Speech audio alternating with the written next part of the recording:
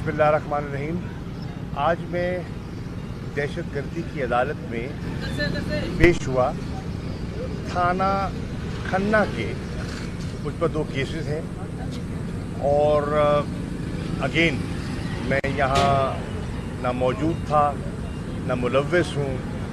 कहा गया है कि मेरी ईमा पर हुआ है, उसका भी कोई सबूत नहीं है। बहरनौ हम अपना केस आर्ग्यू करेंगे।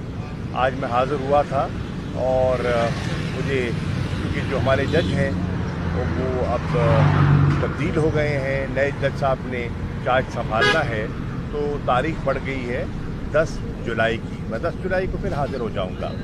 लेकिन आज जिस मौजू पर मैं बात करना चाहता हूँ वो आज हर पाकिस्तानी को वो जो जॉइंट कम्युनिके आया है सदर बाइडन और वज़ीर आज़म नरेंद्र मोदी का, जो एक मुलाकात के बाद एक जॉइंट कम्युनिके का जो स्टेटमेंट आया है, उससे आज हर पाकिस्तानी का दिल दुखा हुआ है।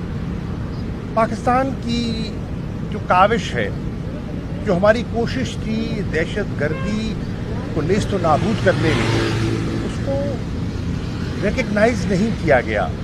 मुझे अफसोस से कहना पड़ता है बड़ी उन्होंने पॉलिटिकल कंसिडरेशंस का मुजाहरा किया है और जो पाकिस्तान ने जानी माली कुर्बानी दी है, हमारी सिपाह ने, हमारी पुलिस ने, हमारे शहरियों ने, हमारी अफवाज ने, उसका कोई रिकग्निशन नहीं है।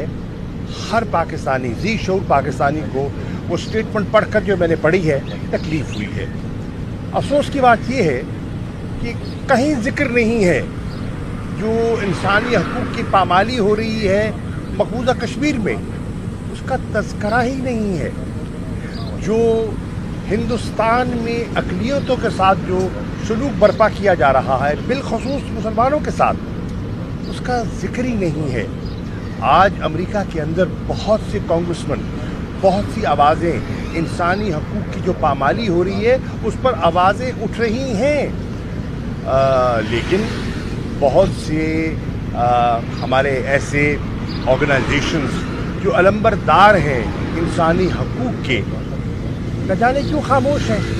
बिलख़ुसूस पाकिस्तान में, न जाने पाकिस्तान में एक बहुत बड़ा मीडिया का तबका न जाने क्यों खामोश है।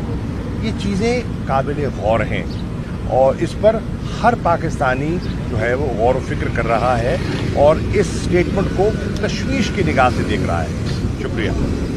Thank you